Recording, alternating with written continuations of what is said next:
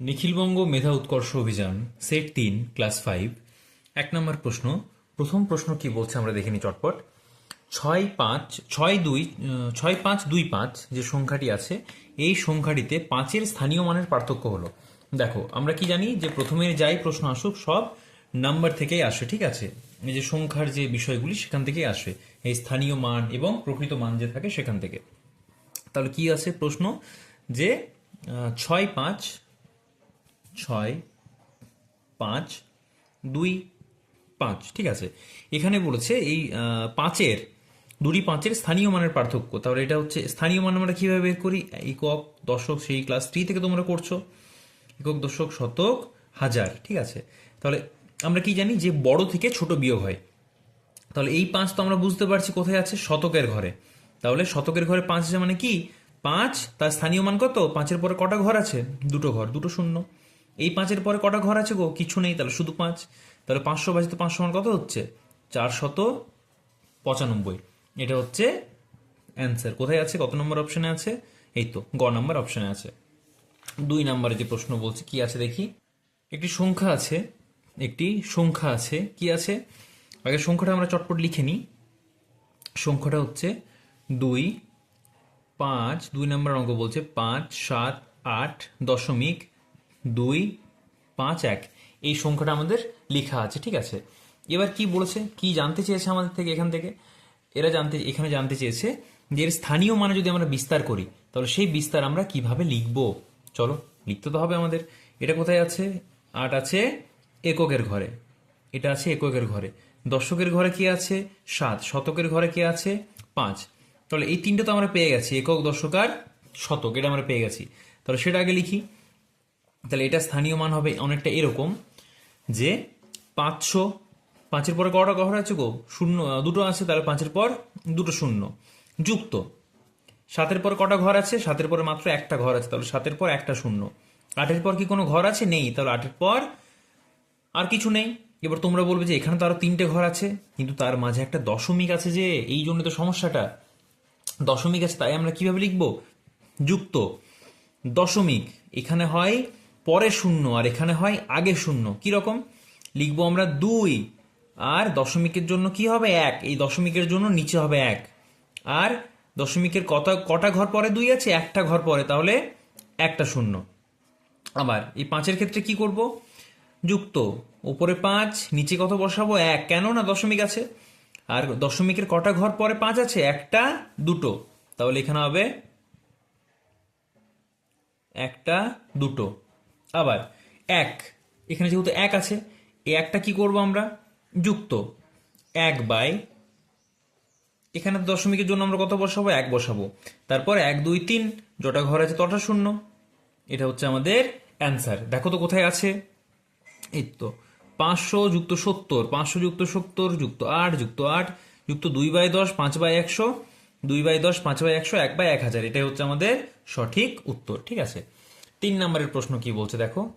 3 নম্বরের প্রশ্ন বলছে এই যে সংখ্যাটি আছে এর সরলতম মান কি হবে? রুট ওভার, এটাকে বলে রুট ওভার, ঠিক আছে। 12, তোমরা ব্রেকেটের মধ্যে স্কোয়ার লিখবে, ঠিক আছে, এরকম ফাঁকায় লিখো না। 12 স্কোয়ার যুক্ত 16 তার স্কোয়ার।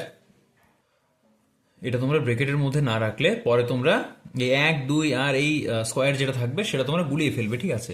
তাহলে এখন আমাদের কি করণীয়? এটা বলেছে আমাদের সরলতম মান কি হবে। এটা সরলতম মান হবে, তোমরা কিন্তু কিভাবে করবে? তোমরা কিন্তু পরপর করবে, লাইন বাই লাইন। আমাদের পাশে জায়গা আছে তাই আমরা পাশাপাশি করছি।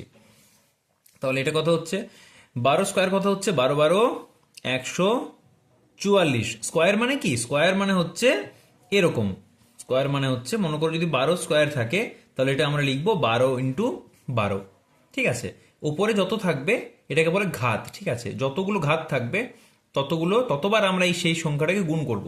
যদি এরকম থাকতো যে 12-র কিউব, তাহলে আমরা কি করতাম? কিউব, অর্থাৎ এখানে যদি 3 থাকতো তাহলে আমরা কি করতাম? 12 গুণিত 12 গুণিত 12, এরকম, ঠিক আছে। তো যাই হোক, আশা করি বিষয়টা তোমরা বুঝে গেছো। নইলে পরবর্তী ক্ষেত্রে আমরা তো আবার এইসব নিয়ে আলোচনা করবই। আর 16 16 কত হয়? 16 16 হচ্ছে 256। এটা সমান কত হচ্ছে? রুট ওভার 400 যোগ করলে কত হচ্ছে? 400। তাহলে 400 মানে কত? 400 মানে হচ্ছে 20 × 20, তার সঙ্গে আমরা 20 × 20 লিখতে পারি। তার মানে কত হচ্ছে, √20 মানে হচ্ছে, √20 × 20 মানে হচ্ছে শুধু 20। আচ্ছা, 4 নম্বরের প্রশ্ন কি বলছে দেখি। 4 নম্বরের প্রশ্ন, আচ্ছা বুঝলাম, তোমাদের সমস্যাটা হচ্ছে এখানেই। দেখো, তোমাদের সমস্যাটা যেটা হচ্ছে সেটা আমি তোমাদের আরেকবার বুঝিয়ে দিচ্ছি। হ্যাঁ, ওটাই বলছি, স্কোয়ারটা। আচ্ছা ঠিক আছে, দেখো সমস্যাটা কোথায় হয়েছে। 20 স্কোয়ার যদি হয়, এটা সমান আমরা লিখতে পারি, 20 × 20, ঠিক আছে। আবার এটাকে যখন এদিকে নিয়ে আসবো, মানে √20 × 20 যদি লেখা থাকে, তাহলে সমান আমরা লিখতে পারি শুধু 20। হ্যাঁ, শুধু 20 না, 12-র ক্ষেত্রেও 15-র ক্ষেত্রেও সংখ্যা যা খুশি হতে পারে, ঠিক আছে। মানে √12 × 12 সমান আমরা কি লিখবো, √12 × 12 সমান আমরা কি লিখবো, শুধু 12। এই তো বুঝে গেছো, ঠিক আছে। তাহলে √144 সমান আমরা কত লিখবো, 12। ব্যাস, এই তো ফার্স্ট ক্লাস বুঝে গেছো, আর কোনো সমস্যা নেই। হ্যাঁ, ওই তো 12 × 12 সমান 144। ব্যাস, তোমরা অনেক বুদ্ধিমান, তোমরা খুব সুন্দর বুদ্ধিমতী তোমরা সবাই, একবারই বুঝে যাও। যাই হোক, 4 নাম্বার, কোনো ভাগ অঙ্কে ভাজক ভাগশেষের 5 গুণ। কোনো ভাগ অঙ্কে ভাজক ভাগশেষের 5 গুণ, ঠিক আছে।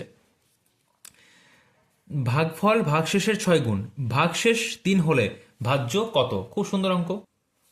আমাদের কি কি দেওয়া আছে, ভাজ্য 4টে জিনিস থাকে। ভাজ্য কত আমরা জানি না, ওটা আমাদের জিজ্ঞাসা চিহ্ন। ভাজ্য, ভাজক, ভাজক কত বলেছে, ভাগশেষ তার 5 গুণ। তাহলে ভাগশেষ কত সেটা আমাদের দেখতে হবে। আচ্ছা, ভাগফল কত বলেছে, ভাগফল কি বলছে, ভাগফল হচ্ছে ভাগশেষ তার 6 গুণ। কত গুণ, ভাগশেষ তার 6 গুণ। এবার ভাগশেষ কত বলেছে, ভাগশেষ বলেছে 3। তাহলে ভাগশেষ হচ্ছে 3, ভাগশেষ সমান হচ্ছে 3, ঠিক আছে। তাহলে ভাজক কত বলছে, ভাজক হচ্ছে আমাদের 5 × 3 = 15, ভাগফল কত হচ্ছে 3 × 6 = 18, আর ভাগশেষ কত পেয়ে গেছি 3। এবার আমরা তো ফর্মুলা অ্যাপ্লাই করে দেবো। কি ফর্মুলা আমাদের, যে ভাজ্য সমান ভাজক গুণিত ভাগফল, এটাকে কি বলেছি, ব্র্যাকেটের মধ্যে রাখবে, যুক্ত ভাগশেষ। ব্র্যাকেটের মধ্যে না রাখলেও হয়, কিন্তু তোমরা যাতে ভুল না করে ফেলো সেই জন্য একটা এক্সট্রা সিকিউরিটি, ঠিক আছে। ভাজক কত বলেছে আমাদের, ভাজক হচ্ছে 15। ভাগফল কত বলেছে, ভাগফল হচ্ছে 18। ভাগশেষ কত বলেছে, ভাগশেষ হচ্ছে 3। তাহলে কত হচ্ছে এটা, কত হচ্ছে, এটা হচ্ছে আমাদের 15 × 18 সমান কত, 15 × 18, দেখো তাহলে গুণ করলে কত হচ্ছে এটা, 18 × 5 = 90, 90-এর 0 হাতে রয়েছে 9, আর 18 × 1 = 18, 18 আর 9 কত হচ্ছে, 3 × 9 = 27, মানে হচ্ছে 270 যুক্ত 3। এটা সমান কত হচ্ছে গো, এটা সমান হচ্ছে 273। তোমরা কিন্তু সমানের পাশে সমান দেবে না, বারবার বলছি, ঠিক আছে। আমার পাশে জায়গা আছে তাই আমি করছি, তোমরা কিন্তু সমান পরপর দেবে। একটা সমান নিচে একটা সমান হয়, ঠিক আছে। 5 নম্বরের অঙ্ক কি বলছে দেখি। 0.1 গুণিত 0.1 বাই 0.01, ঠিক আছে। এর সরলতম মান কত। তাহলে এই দশমিকের জন্য আমরা নিচে একটা 10 পেলাম, এই দশমিকের জন্য আমরা নিচে একটা 10 নিলাম, ঠিক আছে। আর এই দশমিকের জন্য কত নেব, 100 নেব, কারণ দুটো ঘর আছে দশমিকের পরে। তাহলে গুণিত 100, তাহলে এই শূন্যর জন্য এই শূন্য গেল, আবার এই শূন্যর জন্য এই শূন্য, তাহলে কত হচ্ছে 1/1 সমান কত হচ্ছে, সমান 1 অ্যান্সার, ঠিক আছে। চলো তারপর কি বলছো, এটা দশমিক যদি ওপরে থাকে 1.0 আর 0.1, এই দুটো কিন্তু আলাদা বাবু। এই দশমিককে ওঠানোর জন্য আমরা দশমিক উঠিয়ে নিচে 10 দিয়ে গুণ করি, কারণ দশমিকের পর কটা ঘর আছে, একটা ঘর আছে, এই যে একটা শূন্য নিয়েছে একের পর, ঠিক আছে। এরকম ভাবে আরও যখন আমরা ধীরে ধীরে আগে যাব, মানে পরের সেটগুলি করব, তখন আরও ডিটেলসে বোঝাবো, ঠিক আছে। কোনো ভাগ অঙ্কে ভাগফল এত, ভাজক এত, ভাগশেষ এত হলে ভাজ্য কত। ঠিক একই রকম অঙ্ক, কি লিখবো, ভাজ্য সমান, আমার চেয়ে আগে করবে, আচ্ছা করো দেখি। ভাজ্য সমান, আমার চেয়ে আগে যদি করো তাহলে আমি বেশি খুশি হব। ভাজক গুণিত ভাগফল যুক্ত ভাগশেষ, ঠিক আছে, যুক্ত ভাগশেষ। এবার আমরা দেখব কোথায় কি কি ভ্যালু দেওয়া আছে, কার কত মান দেওয়া আছে। ভাজ্য কত, ভাজ্য আমাদের নির্ণয় করতে হবে। ভাগফল কত, ভাজক কত 9, ভাগফল কত 4, 2, 5, 8, 8, ভাগশেষ কত 4। তা আমাদের একটা সোজাসুজি গুণ করতে হবে, 8 9 72, 72-এর 2 হাতে রয়েছে 7, 8 9, তোমরা এখানে কিন্তু রাফে গুণটা করতে পারো, কোনো সমস্যা নেই, ঠিক আছে, হাতে রয়েছে 7। আবার 8 9 72, 72-এর সাথে হচ্ছে 79, 79-র 9 হাতে রয়েছে 7, 5 9 45, 45-এর হাতে কত ছিল 7, 52-র 2 হাতে আছে 5, 9 2-এ 18, 18 5-এ হচ্ছে 23, হাতে আছে 2, 4 9 36, 36 37 38, ঠিক আছে। 3 8 3 2 9 2 কোথায় আছে, 3 8 3 2 9 6, একদম ঠিক আছে, আমাদের উত্তর বেরিয়ে গেছে। যুক্ত 4, তাহলে সমান কত হচ্ছে, 2 আর 4 হচ্ছে 6, তারপর 9, তারপর এই যে যেরকম আছে লিখে দেবো 3 8 3 2, ঠিক আছে, এটা হচ্ছে আমাদের অ্যান্সার। তারপরের প্রশ্ন কি বলছে দেখি। 7 নম্বরের প্রশ্ন কি বলছে, 7 নম্বরে বলছে 4 পূর্ণ 1/8 সংখ্যাটির অনন্যক হলো। অনন্যক তো তোমরা সকলেই নির্ণয় করতে শিখে গেছো এতদিনে। আচ্ছা, অনন্যক কিভাবে নির্ণয় করি আমরা, দেখো, অনন্যক মানে হচ্ছে উল্টো। কিরকম, একটা আছে 4 পূর্ণ, একটা ভগ্নাংশ দেওয়া আছে 4 পূর্ণ 1/8, এটা কি ভগ্নাংশ, এটা হচ্ছে মিশ্র ভগ্নাংশ, একদম ঠিক। এটা মিশ্র ভগ্নাংশকে আমরা কি ভগ্নাংশে পরিণত করতে পারি বা রূপান্তরিত করতে পারি, সেটা পারি আমরা কি ভগ্নাংশে, একটা প্রকৃত ভগ্নাংশে। এখানে হয় গুণ, এখানে হয় যোগ, এখান থেকে কিন্তু আগে যোগ করে এখানে গুণ করবে না, এইভাবে শুরু হয়, আগে এই দিক থেকে তারপর এই দিক থেকে, ঠিক আছে। 4 8 32, একে 33, 33-এর 8, তার অনন্যক বলেছে, এটার অনন্যক, এটার অনন্যক, এটার অনন্য কি হচ্ছে, এটা হচ্ছে 8/33, এটা উল্টে যায়, ঠিক আছে, সেটা হচ্ছে নিয়ম। 8 নম্বরের প্রশ্ন কি বলছে, বর্গাকার চিত্রের একটি বাহুর দৈর্ঘ্য, ঠিক আছে, বর্গাকার চিত্রের একটি বাহুর দৈর্ঘ্য ড্যাশ ভাজিত 4, এদিকে একটা শূন্যস্থান আছে, ঠিক আছে। কিরকম হবে দেখো, বর্গাকার চিত্রের বর্গাকার চিত্রের একটি বাহু, বর্গাকার চিত্রের একটি বাহু সমান কি হবে, তাহলে তার জন্য আমাদের দুটি জিনিস জানতে হবে, একটা হচ্ছে বাহুর ক্ষেত্রফল কি হবে, আর পরিসীমার ফর্মুলা কি। ক্ষেত্রফল কি, ক্ষেত্রফল, ঠিক আছে, ক্ষেত্রফল কিভাবে আমরা নির্ণয় করে থাকি, ক্ষেত্রফল নির্ণয় করে থাকি আমরা কিভাবে, এটা হচ্ছে একটা, আচ্ছা আগে পরিসীমা লিখে নিই, পরিসীমা, পরিসীমা, একটা হচ্ছে ক্ষেত্রফল, একটা হচ্ছে পরিসীমা। দেখো, এটা যদি একটা বর্গক্ষেত্র হয়, এটা যদি একটা বর্গক্ষেত্র হয়, মনে করো এটাও বর্গক্ষেত্র মানে কি 4টি বাহু সমান হবে, তাহলে এটাও 5, এটাও 5, এটাও 5, এটাও 5, ঠিক আছে। এবার ক্ষেত্রফলের ফর্মুলা কি, দৈর্ঘ্য গুণিত প্রস্থ বা দুটি বাহুর গুণফল, তুমি যেরকম ভাবে করতে পারো, ঠিক আছে, তুমি এই দুটি বাহু করতে পারো, তাহলে দুটি বাহুর গুণফল, দুটি বাহুর গুণফল, তো দুটি বাহুর গুণ করলে কি হচ্ছে, 5 গুণিত 5, 5 গুণিত 5, তাহলে 5 5-এ কত হচ্ছে 25, ঠিক আছে। এবার পরিসীমার ফর্মুলা কি, পরিসীমার ফর্মুলা হচ্ছে 4টি বাহুর যোগফল। এবার তোমরা বলো না এটা তো ফর্মুলা নয়, এভাবে আমরা নির্ণয় করতে পারি, ঠিক আছে। আমি কেন তোমাদের এত ডিটেলসে বলছি, যাতে তোমাদের কনসেপ্ট ক্লিয়ার থাকে, ঠিক আছে। 4টি বাহুর যোগফল, 4টি বাহুর যোগফল তো আমরা পাচ্ছি এখান থেকে, 4টি বাহুর যোগফল কি হচ্ছে, 5 যুক্ত 5 যুক্ত 5 যুক্ত 5, মানে কি হচ্ছে 4 5-এ 20। এতবার যোগ করার চেয়ে আমরা কি বলেছিলাম, যোগের সংক্ষিপ্ত রূপ কি, গুণ। তাহলে কতগুলো 5 আছে, 1 2 3 4, আমরা কতবার গুণ করব, কত দিয়ে গুণ, 4 দিয়ে, তাহলে 5 গুণিত 4 সমান কি হচ্ছে, 5 গুণিত 4 সমান হচ্ছে 20, ঠিক আছে। এই যে আমরা এবার পুরো বিষয়টা পেয়ে গেছি। এখানে কি দেওয়া আছে, বর্গাকার চিত্রের একটি বাহুর দৈর্ঘ্য শূন্যস্থান ভাজিত 4 সমান এখানে লেখা আছে, তাহলে কার ফর্মুলা থেকে আমরা পাচ্ছি, পরিসীমার ফর্মুলা থেকে পাচ্ছি। তাহলে কি হবে? পরিসীমা পরিসীমা ভাজিত 4 সমান কি? সমান হচ্ছে একটি বাহু, সমান একটি বাহু। ঠিক আছে, এটা কি? এটা তো পরিসীমা। দেখো, এটাই যদি আমরা এখানে করতাম, এটাই যদি আমরা এদিকে করতাম, তাহলে আমরা কি পেতাম? যে 4 সমান হচ্ছে 4 মানে কি? 4 মানে কি? 4 হচ্ছে 4টে বাহুর কথা বলা হচ্ছে। 5 কি? একটা বাহুর দৈর্ঘ্য 5 সেন্টিমিটার হচ্ছে একটা বাহুর দৈর্ঘ্য। তাহলে তাহলে আমরা কি পাচ্ছি? যে এটা ভাজিত 20 ভাজিত 5 সমান আমরা কি পাচ্ছি? সমান 4, 4টি বাহু, তাই না? আবার 20 ভাজিত 4 সমান কত পাবো? 5, অর্থাৎ 5 সেন্টিমিটার। ঠিক আছে, তাহলে পরিসীমা ভাজিত 4 মানে 4টি বাহু সমান আমরা কি পাচ্ছি? একটি বাহু পাচ্ছি।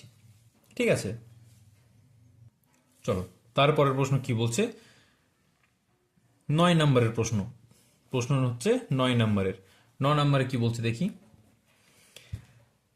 8টি খাতার দাম 96 টাকা হলে, 8টি খাতার দাম 96 টাকা হলে 5টি খাতার দাম কত? 8টি খাতার দাম কত বলেছে? 96 টাকা। তাহলে একটি খাতার দাম কত হচ্ছে? একটি খাতার দাম কত হচ্ছে? 96/8 সমান কত পাচ্ছি আমরা? 12 8 96। তাহলে একটি খাতার দাম কত পেলাম আমরা? একটি খাতার দাম হচ্ছে 12 টাকা। এবার কি বলেছে আমাদের? 5টি খাতার দাম কত? তাহলে একটি খাতার দাম 12 টাকা হলে 5টা কত হচ্ছে? 12 5 60, 60 টাকা। অপশন কোথায় আছে? অপশন ঘ আছে। ঠিক আছে, এই তো আমাদের অ্যান্সার বেরিয়ে গেল। 10 নম্বরের প্রশ্ন কি বলছে দেখি। একটি আয়তাকার মাঠের, তাহলে আমরা লিখবো আয়তক্ষেত্রের আমাদের ফর্মুলা কি? আয়তক্ষেত্রের কি বলেছে? পরিসীমা কত? আয়তক্ষেত্রের পরিসীমা। পরিসীমা মানে কি? পরিসীমা মানে হচ্ছে 4টে বাহুর যোগফল। কিন্তু আমরা কিভাবে করি? আমাদের ফর্মুলা হচ্ছে 2 গুণিত দৈর্ঘ্য যুক্ত প্রস্থ। তোমরা যদি না বুঝে একদম চোখ কান বন্ধ করে এরকম মুখস্থ করে নাও যে 2 গুণিত দৈর্ঘ্যযুক্ত প্রস্থ, 2 গুণিত দৈর্ঘ্যযুক্ত প্রস্থ, তাহলে কিন্তু তোমরা পরবর্তী ক্ষেত্রে আয়তক্ষেত্র বর্গক্ষেত্রের বাইরে যদি কোনো ফিগার থাকে তোমরা ভুল করবে, করবে। তাহলে সেই জন্য কি করতে হবে? মুখস্থ না করে কনসেপ্ট বুঝতে হবে। এটা কি? এটা হচ্ছে একটা আয়তক্ষেত্র। বর্গক্ষেত্র কিরকম বললাম? 4টে বাহুর যোগফল। পরিসীমা মানে হচ্ছে এটা একটা মাঠ, তুমি আছো এখানে, ঠিক আছে, তুমি আছো এখানে। এবার তুমি এখান থেকে যাত্রা শুরু করলে, আবার এখানে গেলে, আবার এখানে গেলে, আবার এমনি করে এখানে গেলে, আবার তুমি পুনরায় যেখানে যাওয়া আসা মানে যাত্রা শুরু করেছিলে তুমি সেখানে ফিরে এলে। তাহলে তুমি কি করলে? এদিকে একবার, এদিকে একবার, এদিকে একবার, এদিকে একবার, একদম লাইন বরাবর গেলে। সেটা হচ্ছে একটা পরিসীমা। তুমি চারদিকে যখন হেঁটে হেঁটে একটা মাঠ ঘুরে আবার সেই জায়গায় ফিরে আসছো যেখান থেকে যাত্রা শুরু করেছে, সেটা হচ্ছে তার পরিসীমা। ঠিক আছে, তাহলে এটা যদি 2 সেন্টিমিটার হয় এটাও 2 হবে, এটা যদি 5 হয় এটাও 5 হবে। তাহলে 2 আর 2 কত? 2 আর 2 হচ্ছে 4, 5 আর 5 কত হচ্ছে? 10। তাহলে 14 হচ্ছে তার পরিসীমা। এটা পেলাম তো। এবার কি যেন বলেছে এখানে, কত বলেছে? এখানে বলেছে 9 মিটার আর 6 মিটার। তাহলে এটা যদি হয় 6 মিটার, তাহলে এটাও 6 হবে, এটা 9 হলে এটাও 9 হবে, তাই না?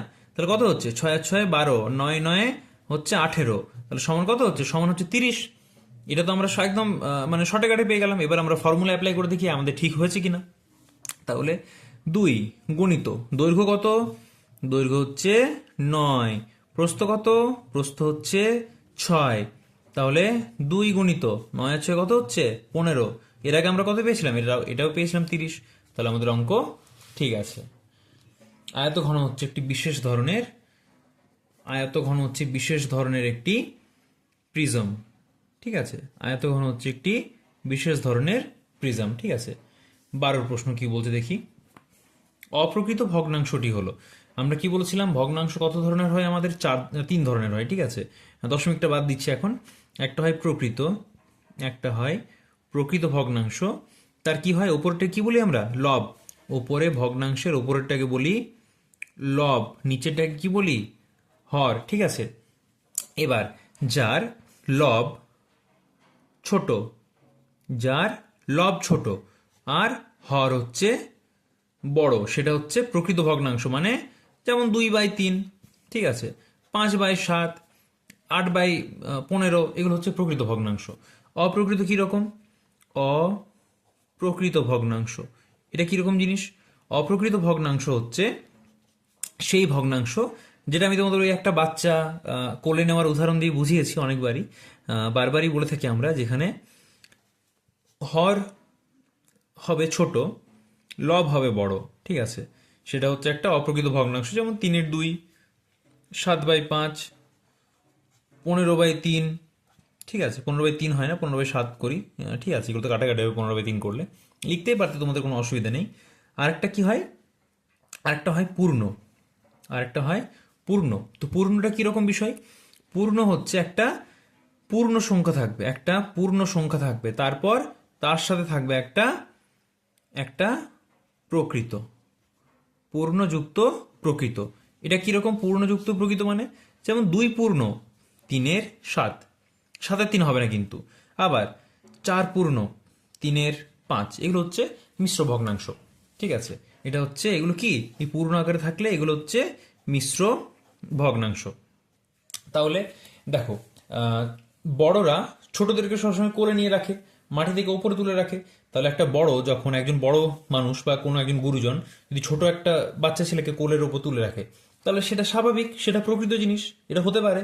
কিন্তু কোনো একজন ছোট বাচ্চা কোনো একজন বয়স্ক মানুষকে কাঁধে বা কোলে নিয়ে দেখেছে কখনো? এরম হয় না। তাই এটা হচ্ছে অস্বাভাবিক বা অপ্রকৃত জিনিস।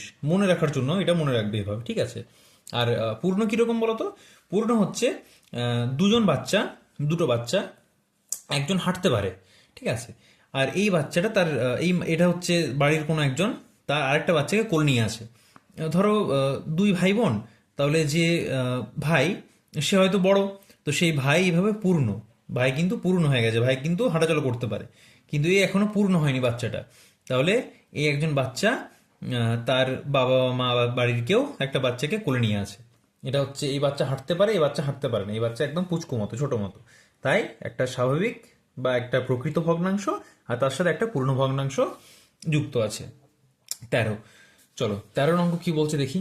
13 নম্বরের অঙ্ক বলছে, মৌলিক জোড় সংখ্যাটি হলো, একমাত্র একটি জোড় সংখ্যা আছে, মৌলিক মৌলিক জোড় সংখ্যাটি হলো, মৌলিক জোড় সংখ্যা কি?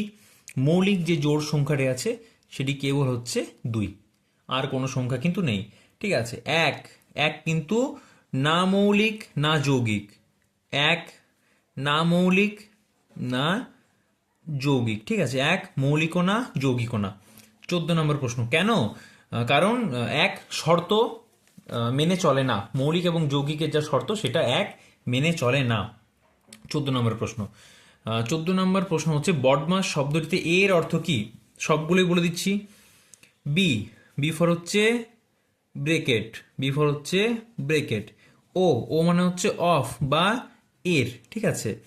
ডি, ডি মানে হচ্ছে ডিভিশন, ডি মানে হচ্ছে ডিভিশন, ঠিক আছে, ডিভিশন মানে হচ্ছে ভাগ, ডিভিশন মানে হচ্ছে ভাগ। আচ্ছা, তারপর হচ্ছে এম, এম এম মানে হচ্ছে মাল্টিপ্লিকেশন, মাল্টিপ্লিকেশন, ঠিক আছে, মাল্টিপ্লিকেশন, মাল্টিপ্লিকেশন মানে হচ্ছে গুণ, মাল্টিপ্লিকেশন মানে হচ্ছে গুণ। তারপর আছে এ, ঠিক আছে, তারপর আছে এ, তারপর আছে এ, এ মানে হচ্ছে অ্যাডিশন, অ্যাডিশন, ঠিক আছে, অ্যাডিশন মানে হচ্ছে যোগ। আর আরেকটা কি বাকি থাকলো আমাদের? একটা হচ্ছে এস, এস মানে হচ্ছে সাবট্রাকশন, সাবট্রাকশন মানে হচ্ছে বিয়োগ, ঠিক আছে। এটাই হচ্ছে আমাদের বদমাসের ফুল ফর্ম। আচ্ছা, সাবট্রাকশন, সাবট্রাকশন, ঠিক আছে। 15 নম্বরের অঙ্ক কি বলছে?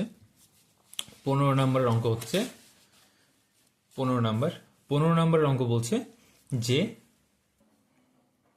25, 225 তার বর্গমূল হলো। বর্গমূল কিভাবে বলেছিলাম আমরা নির্ণয় করতে? এমন সংখ্যাকে এমনভাবে ভাঙবো যাতে কি হবে, সেই সংখ্যা জোড়ায় জোড়ায় আমরা নিতে পারি। কিরকম? তাহলে 225 যদি আমরা ভাঙি কিভাবে পাবো? 5 দিয়ে ভাঙলে হচ্ছে 100, 225 হচ্ছে 5 দিয়ে ভাঙলে কত হচ্ছে? 225, 5 4 হচ্ছে 20, আবার 25 নামছে, এটা হচ্ছে 45। আবার যদি আমরা করি 5 দিয়ে কত পাবো? এটা হচ্ছে 5 9, তাহলে এই 9কে যদি আমরা ভাঙি কত পাবো? 9কে হচ্ছে 3 আবার 3, ঠিক আছে। তাহলে দুটো 5-এর জন্য আমরা পাচ্ছি একটা 5, আর এই দুটো 3-এর জন্য আমরা পাচ্ছি একটা 3। তাহলে 5 3 15। তাহলে অ্যান্সার কত হচ্ছে 225-এর বর্গমূল বা রুট ওভার করলে আমরা কত পাই, এটা পাই 15, যেটা বর্গমূল সেটাই হচ্ছে রুট ওভার। আচ্ছা চলো 16 নম্বরের প্রশ্ন কি বলছে দেখি। 16 নম্বর বলছে পিতা ও পুত্রের বর্তমান বয়সের সমষ্টি 60 বছর। তাহলে পিতা, এই তো তোমাদের পিতা পুত্রের অঙ্ক শুরু, এখন তোমরা সারা জীবন এই অঙ্ক পাবে। পিতা ও পুত্রের বর্তমান বয়সের সমষ্টি, মানে পিতা যুক্ত পুত্র, এর বর্তমান বয়সের সমষ্টি কত? বর্তমান বয়সের সমষ্টি হচ্ছে 60 বছর। 15 বছর পর তাদের বয়সের সমষ্টি কত হবে? 15 বছর পর, মানে পিতার বয়সও তখন বাড়ছে 15 বছর পর, 15 বছর, পুত্রের বয়সও তখন বাড়ছে 15 বছর। আমরা আচ্ছা কি 75? না, ভুল করছো। 60-এর সাথে তোমরা কি করেছো বলো তো, এই 60 যুক্ত 15, 60 যুক্ত 15 করে দিয়েছো, 15 বছর পর বলেছে। কিন্তু মানুষ তো দুটো আছে, তাহলে এই পিতারও যত বছর বাড়ছে পুত্রেরও তত বছর বাড়ছে। এমনি হয় কি যে পিতার বয়স 15 বছর কম হয়ে গেল, পুত্র 15 বছর আরো বেশি হয়ে গেল, এরকম তো হয় না। তাহলে মোট কত হচ্ছে? এই দুটো মিলে মোট হচ্ছে তাদের 30 বছর। তাহলে 60 যুক্ত 30 কত হচ্ছে? এটা হচ্ছে 90 বছর। বুঝতে পেরেছো বিষয়টা? গুড। চলো 17 নম্বর কি বলছে দেখি। 17 নম্বর প্রশ্ন বলছে, 17 নম্বর প্রশ্ন সরল আছে। 17 নম্বর প্রশ্ন একটা আছে সরল, বা অনেকক্ষণ পর একটা সরল পেয়েছি আমরা। সরলটা কিন্তু তোমরা লেখার সময় খুব ভালোভাবে দেখে শুনে লিখবে, ঠিক আছে। আগে আমরা সরলটা ভালোভাবে লিখে নিই। বেশ বড় সড়ো একটা সরল আছে। 720 বিযুক্ত 36 বিযুক্ত ব্র্যাকেটের মধ্যে 90 যুক্ত প্রথম বন্ধনী 70 ভাজিত 14। জানি না, খুব সম্ভবত আগের বছর এরকম একটা সরল ছিল যার উত্তর কিন্তু আমাদের ভুল এসেছিল, ঠিক আছে। কিন্তু সরলটা আমি আরো অনেক স্যার ম্যাম অনেককে দেখিয়েছিলাম, তো আমার যা উত্তর এসেছিল ওনাদেরও কিন্তু তাই উত্তর এসেছিল। খুব সম্ভবত এই সরলটাই কি ছিল জানি না, আমার মনে পড়ছে না। চলো একবার করে দেখা যাক। প্রায় 1 বছর আগের ঘটনা। দেখি কি হয়। রুল তো আমরা ফলো করে করে করবো। কিরম রুল আমাদের রুল হচ্ছে বড মাস রুল। প্রথমে ব্রেকেট, তারপরে অফ, তারপরে ডিভিশন, তারপরে মাল্টিপ্লিকেশন, তারপর অ্যাডিশন, তারপর সাবট্রাকশন। প্রথম হচ্ছে ব্রেকেটের কাজ। তাহলে ব্রেকেটের কাজ কি কি আছে? প্রথমে প্রথম বন্ধনী, তাহলে বাকি যেগুলো আছে সেগুলো আমরা চটপট লিখে নিই। যুক্ত, এটা কত হচ্ছে 5 বিযুক্ত 64 গুণিত 14 তৃতীয় বন্ধনী সমান 720 বিযুক্ত 36 দ্বিতীয় বন্ধনীর কাজ। আগে কি হবে? আগে হবে অ্যাডিশনের কাজ, অর্থাৎ এ মানে হচ্ছে যোগ। দেখো এটা কিন্তু তোমরা বলবে তাহলে ডিভিশন এইগুলো কোথায় গেল? আমরা ব্রেকেটের ভেতরের গল্প করছি, ব্রেকেটের ভেতরে কিন্তু কিছু নেই, শুধু যোগ আর বিয়োগ আছে। ব্রেকেটের মধ্যে কি আছে? যোগ আর বিয়োগ। আমরা কিন্তু ব্রেকেটের কাজ করছি এখন। তো ব্রেকেটের মধ্যে কি আছে? 36 বিযুক্ত 90 আর 5 যোগ করলে কত হচ্ছে গো? 95। 95 আর 64 আমরা যদি বিয়োগ করি তাহলে কি হচ্ছে? 95 আর 64 যদি আমরা বিয়োগ করি তাহলে কি পাচ্ছি? তাহলে আমরা পাচ্ছি 31, তাই না? 95 আর 64 হচ্ছে 31, বিয়োগ করলে হচ্ছে। এটা আমাদের দ্বিতীয় বন্ধনী শেষ, গুণিত 14, গুণিত 14 এখানে, ঠিক আছে। এবার কি হচ্ছে? এবার যদি আমরা তৃতীয় বন্ধনী শেষ করি সমান 720 বিযুক্ত, দেখো এই অঙ্কটাই ছিল আমার যতদূর মনে পড়ছে। এখানে বলো তৃতীয় বন্ধনীতে আমাদের কিসের কাজ করা উচিত? তৃতীয় বন্ধনীতে আমাদের কিসের কাজ করা উচিত? আগে আগে অবশ্যই গুণের কাজ করা উচিত, কারণ মাল্টিপ্লিকেশন আগে হয়। কিন্তু এখানে যদি আমরা এই কাজটা আগে না করি, বিয়োগটা আগে না করি, ঠিক আছে, তাহলে কি হবে বলো তো? তাহলেই হয়েছে সমস্যা, তাহলেই উত্তর অঙ্কর কিন্তু আসবে না, ঠিক আছে। একটা বিশাল বড় উত্তর আসবে যদি আমরা এই রুলটা ফলো করে করতে যাই। তাহলে আমি তখন কি বলেছিলাম তোমাদের আগের বছর, যে এখানে একটা গোলমাল আছে, এই ব্রেকেটটা এখানে হবে, এই তৃতীয় বন্ধনীটা এখানে হবে, তাহলে কিন্তু আমাদের অঙ্কের সমাধান হয়ে যাচ্ছে, ঠিক আছে। যদি এই তৃতীয় বন্ধনী এখানে হয় তাহলে আমরা কি করব? তাহলে আমরা সুন্দর করতে পারবো যে 720 বিযুক্ত 5 গুণিত 14। তাহলে এটা সমান আমরা কত লিখবো? 720 বিযুক্ত 14 5 70 সমান কত হচ্ছে? এটা হচ্ছে 650। এখানে অ্যান্সার হচ্ছে 650। ঠিক আছে, অঙ্কটা সাইনে ভুল আছে, তোমাদের কোনো দোষ নেই। চলো তারপরের প্রশ্ন কি বলছে। তারপরের প্রশ্ন কি বলছে এখানে 18 নম্বরের প্রশ্ন। 18 নম্বরের প্রশ্ন হচ্ছে চিত্রটিতে কয়টি ত্রিভুজ আছে। দেখো এটা আমরা আঁকবো না, এটা আমি তোমাদের এখানেই বুঝিয়ে দিচ্ছি। ঠিক আছে, এখানে ত্রিভুজ কটা আছে দেখো, একটা, দুটো, তিনটে, চারটে, পাঁচটা, ছটা। ঠিক আছে, ছটা অবধি আমরা পেয়েছি। এই লম্বা মতো একটা, এটা হচ্ছে 7টা, তাহলে একই রকমভাবে এটা হচ্ছে 8টা। ঠিক আছে, আবার এটা হচ্ছে 9টা, আবার এটা হচ্ছে 10টা। ঠিক আছে, আর মোট পুরো বড়টা মিলে একটা, সেটা হচ্ছে 11টা। এখানে 11টা ত্রিভুজ আছে। 19 নম্বর কি বলছে? 19 নম্বর বলছে 3-8, 3-8 যুক্ত 9-16, 9-16 বিযুক্ত 1-8। 8, 16 আর 8-এর লসাগু কত হবে? এটা লসাগু হচ্ছে 16। আমরা কি বলেছি? 8 কততে 16? 8 2-এ 16, তাহলে 2 দিয়ে 3কে গুণ করতে হবে, 2 3-এ 6। অত সব নিয়ম মনে রাখার দরকার নেই, আমরা যেভাবে অঙ্ক করি আমরা সেভাবে করব।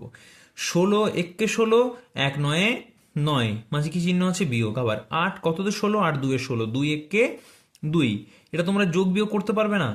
6 আর 9 কত হচ্ছে? 15, 15 থেকে 2 বিয়োগ করলে কত হচ্ছে? 13, তাহলে 13/16 হচ্ছে আমাদের উত্তর। সুন্দর হয়ে গেল। সমীর বাবু তার 8 মাসের আয় দিয়ে 9 মাসের খরচ চালান। তার মাসিক আয় যদি এত টাকা হয়, তাহলে 9 মাসের খরচ কত? খুব সুন্দর অঙ্ক। দেখো, সমীর বাবু তার 8 মাসের আয় দিয়ে, কত মাসের আয়? 8 মাসের আয় দিয়ে। কত নম্বর অঙ্ক এটা? এটা হচ্ছে আমাদের 20 নম্বরের অঙ্ক। 20 নম্বরের অঙ্ক কি বলছে? সমীর বাবু তার 8 মাসের আয় দিয়ে 9 মাসের খরচ চালান, তাহলে 8 মাসের 8 মাসে তার যেটা আয় হয় সেটাই হচ্ছে 9 মাসের খরচ। 8 মাসে যেটা আয় হয় সেটাই হচ্ছে 9 মাসের খরচ। এই অবধি বুঝতে পেরেছো? কারণ কি বলেছে যে সমীরবাবু তার 8 মাসের আয় দিয়ে 9 মাসের খরচ চালান। 8 মাসের আয় দিয়ে 9 মাসের খরচ চালান, এত দূর অবধি তো বুঝতে পেরেছো। তাহলে 1 মাসে কত টাকা আয় করছে? 1 মাসে আয় হচ্ছে 1 মাসের আয়, 1 মাসের আয়। 1 মাসের আয় কত হচ্ছে? 1 মাসের আয় বলেছে 11,232 টাকা। ঠিক আছে, তাহলে এটা যদি 1 মাসের আয় হয়, ঠিক আছে, এটা যদি 1 মাসের আয় হয়, তাহলে 8 মাসের আয় কত? 8 মাসের আয় কত? 8 মাসের আয় কত? 8 গুণিত 11,232। ঠিক আছে, এটা সমান কত পাচ্ছি আমরা? 8 2-এ 16, 6 হাতে আছে 1, 8 2-এ, তোমরা এখানে রাফে করবে কিন্তু, ঠিক আছে, গুণটা। তাহলে স্যার বুঝবে যে তোমরা মুখে মুখে করনি, গুণটা সত্যি সত্যি করেছো। নইলে স্যার মনে মনে ভাবতে পারে যে তোমরা কারো দেখে হয়তো ঢুকে ফেলেছো, কিন্তু তোমরা তো ভালো স্টুডেন্ট, তোমরা তো এসব করো না। 8 2-এ 16, 16-র 6 হাতে আছে 1, 8 3-এ 24, 1-এ 25-এর 5 হাতে আছে 2, 8 2-এ 16, 16 আর 2-এ হচ্ছে 18-র 8 হাতে আছে 1, 8 1-কে 8 আর 1-এ হচ্ছে 9, আর 8 1-কে 8, তাহলে 8 9 8 5 6 কোথায় আছে? এই তো গ নাম্বারে আছে, 8 9 8 5 6। এটা আমরা কি পেয়েছি? এটা পেয়েছি আমরা 8 মাসের আয়। কি বলেছিল? সমীর বাবু তার 8 মাসের আয় দিয়ে 9 মাসের খরচ চালান, তাহলে 9 মাসের খরচ কত? যেটা 8 মাসের আয় সেটাই 9 মাসের খরচ। এতটা বুঝতে পেরেছো? তাহলে 9 মাসের খরচ কত পাচ্ছি আমরা? 9 মাসের খরচ পাচ্ছি আমরা 89,856 টাকা। ঠিক আছে, তাহলে সেট সেট সেট কত হলো? এটা আমাদের সেট 3 হয়ে গেল। এবার হবে আমাদের সেট 4। ঠিক আছে, সেট 3 আমাদের কমপ্লিট হয়ে গেল, এবার হবে আমাদের সেট 4। তোমাদের যদি কোনো কিছু ডাউট থাকে তোমরা অবশ্যই কমেন্ট করে জানাও, প্রত্যেকটা প্রবলেম আমি সলভ করে দেওয়ার চেষ্টা করব। ঠিক আছে।